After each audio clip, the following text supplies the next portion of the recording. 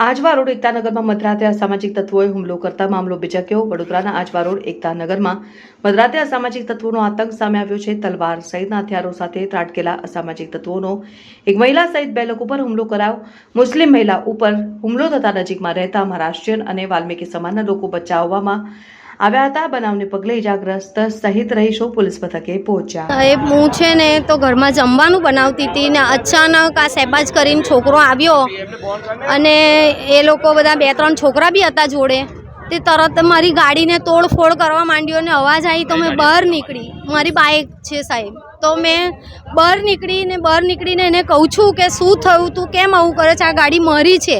તો એ કશું બોલ્યો નહીં ને ગાળો બોલવા માંડ્યો ને અમારા ઘરની સામે જે ભાઈ રહે છે તે મને એકલીને જોઈને એ સામે પેલા શહેબાજને આવું કહેવા માંડ્યા કે ભાઈ તું આવું કેમ કરે, પથ્થર ના માર, અમોને બી વાગી જશે, આવી રીતે એ ભાઈ બોલ્યા। તો એ ભાઈની ઉપર અટેક કર્યો એ છોકરાએ ને એમને તરવાલ મારી દીધી। તો એ કંઈક 4-5 જણા હતા, એ ખબર નથી, પણ શહેબાજ મેન માણસ શહેબાજ છે।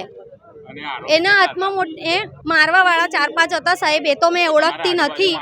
આ લોકો બધા મારા મહેલામાં તો બધા સારા છે। આજે હું કેટલા વર્ષથી રહું છું, 17-1 વર્ષ થઈ ગયા મને, પણ કોઈ દિવસ અમારી અંદર કોઈ મગજમારી થઈ નથી। અમે બધા ભેગા મળીને રહીએ છીએ, બધા અમે આવું સમજીએ છીએ કે અમે બધા એક જ છે, અમે કોઈ દિવસ ભેદભાવ કર્યો નથી સાહેબ। આજે ઘટના એવી બની, હું બહાર હતો એટલે મને મેસેજ મળ્યા કે ભાઈ બહારથી 4-5 મોમેડન લઘુમતીના છોકરાઓ આવ્યા છે અને મારા એરિયાની અંદર જે સાઇટન સર્વિસની અંદર જે સામેના બીજા મોમેડન રહે છે એટલે એના છોકરાને મારવા માટે આવેલા હતા। એ લોકો 4-5 જણ અને હુમલો બહુ ભારે કરવાના હતા એ લોકો।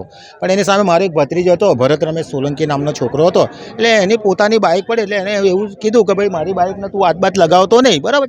પણ પેલા જરાક જનુની હતા, જવાન હતા, એટલે એમની બધા જનુની એની ગાડીને બી તોડી નાખી અને એને બી ચક્કુ માર્યું અને ઉપરથી એને ઢેડો ભંગ્યો કીધો અને અમારા જાતિ વિરોધી લોકો શબ્દ બોલ્યા છે, સમજી લો, બરાબર છે। પોલીસ સ્ટેશન અમે એક જ માંગ લઈને આવ્યા છે કે આને ખાલી ન્યાય મળવો જોઈએ, બસ અમે એક જ માંગ લઈને આવ્યા છે। એને નહીં ન્યાય મળે તો અમે આગળ જવાના છે। બંને અદાવત એ લોકોની અંદર ખાની છે, અમારી કોઈ અદાવત હતી નહીં, પણ અમારા વાલ્મીકી સમાજની પર હાથ ઉઠાવ્યો છે એટલે અમે એને નહીં છોડીએ।